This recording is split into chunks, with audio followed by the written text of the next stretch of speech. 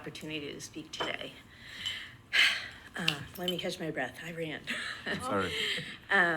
My name is Naomi Halpern, and I'm speaking on behalf of an informal group of concerned Shrewsbury residents.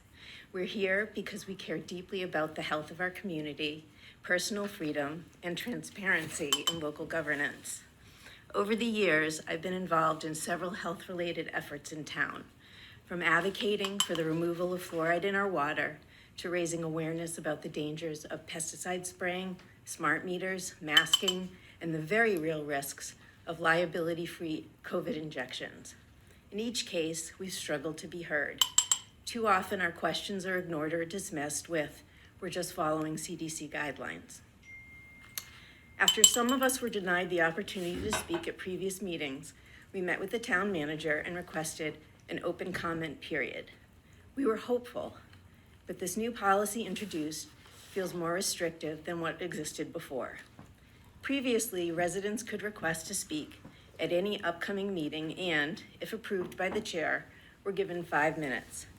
Under this new policy, it's once every 3 months, maybe, and requires residents to submit their topic a week in advance for approval from the chair. Excuse me. This does not encourage public input, it discourages it. At its core, the policy assumes that the public can't be trusted to speak respectfully or responsibly, and that's disappointing, especially when so many are still suffering the consequences of harsh public health policies from the COVID era. The fallout from those coercive measures were devastating. Small businesses destroyed, children masked for years, schools shut down.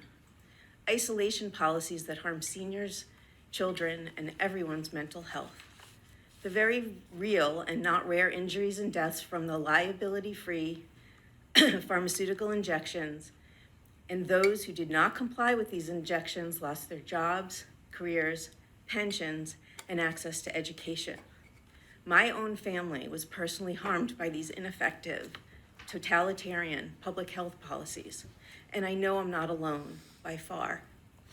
Many of us simply want acknowledgement of the damage done and our concerns taken seriously and addressed.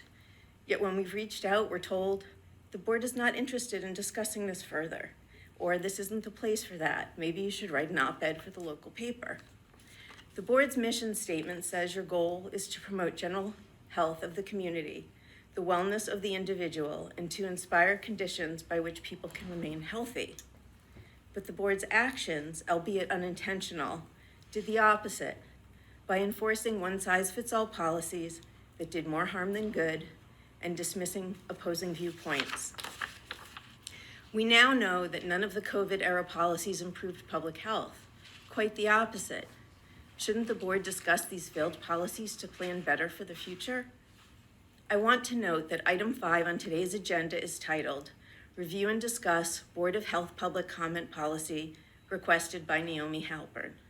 I genuinely appreciate that it was added, but I also want to be honest. From past experience, we know there'll be no discussion. This is just a one-sided process with no feedback, no response, no dialogue, and no willingness to engage with the public. Public comment should not be a box to check. I sincerely hope today proves different. In that spirit, I'd like to present a simple, respectful proposal for more open and consistent public comment policy, which I have here, and I'll give you a copy. This model reflects a reasonable balance between respectful public input and orderly meetings. It includes a 15-minute open comment period at the start of monthly Board of Health meetings for up to 3 speakers at 5 minutes each. It also doesn't obligate the board to respond to comments during that period. However, it does obligate the board to address citizen concerns in a timely, meaningful way via email, in future meetings, or through other channels. In the past, the chair has stated that the board is too busy or doesn't have time for a regular open comment period.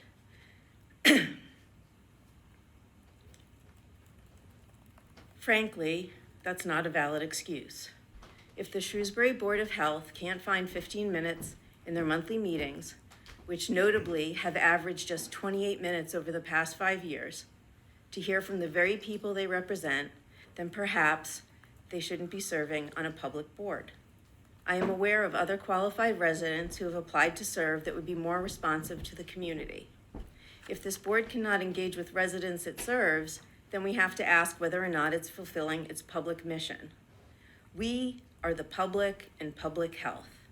Our voices matter, and we're asking not just to be heard, but to have our concerns acknowledged and discussed through meaningful dialogue and our input reflected in the policies that affect our lives.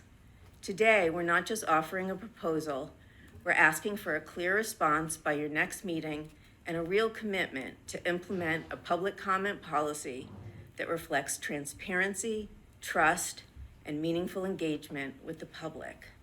Thank you very much. Thank you. Thank you. Attend the next Shrewsbury Board of Health meeting on Wednesday, September 24th at 8 a.m. to hear the board's response and open public comment.